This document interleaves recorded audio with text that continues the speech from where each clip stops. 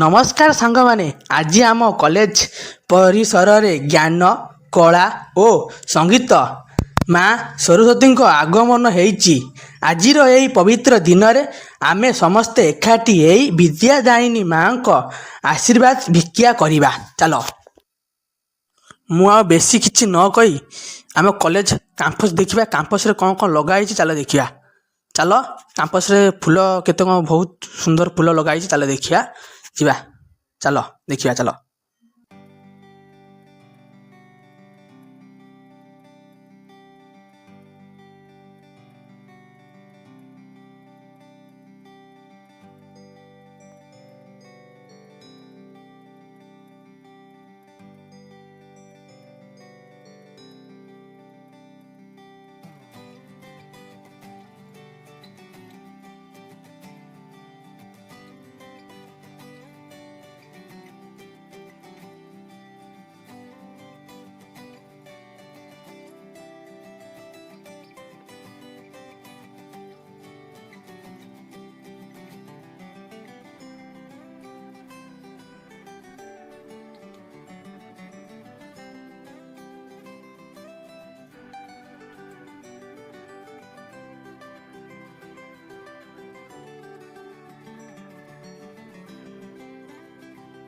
Final ପୂଜା start ହେଇସାରିଲାଣି।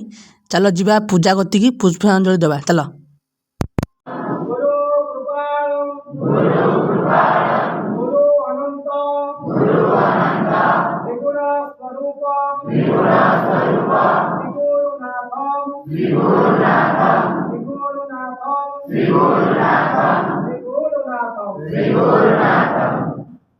ନବଗ୍ରହଙ୍କୁ ନମସ୍କାର କର।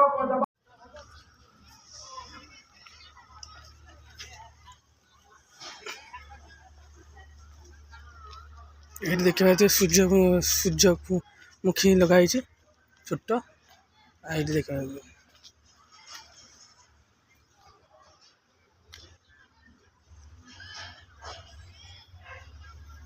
ଏଇଠି ଦେଖିପାରୁଛି।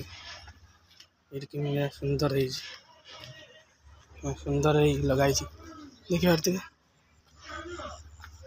ଏଇଠି ସିଆଡ଼େ ବି ଆହୁରି କେତେ କ'ଣ ଲଗା ହେଇଛି। ଯେଉଁଠି ଜ୍ଞାନ ଆଲୋକ ଥାଏ ସେଠାରେ ଅନ୍ଧାର ରହେ ନାହିଁ। ମାଙ୍କ କୃପାରୁ ଆମ ଜୀବନ ସଫଳ ହେଉ। ବୀଣା ପାଣି ମା ସରସ୍ୱତୀ ଦିଅନ୍ତୁ ଆମକୁ ସଦ୍ବୁଦ୍ଧି। ଆଜିର ଏହି ପବିତ୍ର ଦିନରେ ମାଙ୍କ ଚରଣରେ କୋଟି କୋଟି ପ୍ରଣାମ ମା। ଭିଡ଼ିଓ ଭଲ ଲାଗିଥିବ ଲାଇକ୍, ସବସ୍କ୍ରାଇବ୍, କମେଣ୍ଟ କରିକି ଯିବେ। ରହିଲି। ଜୟ ମା ସରସ୍ୱତୀ। ଏଇଠି ଦେଖନ୍ତୁ, ଏଇଠି ଝିଅ ପିଲାମାନେ ଦେଖ ଫଟୋ ଉଠାଉଛନ୍ତି। ଏଇଠି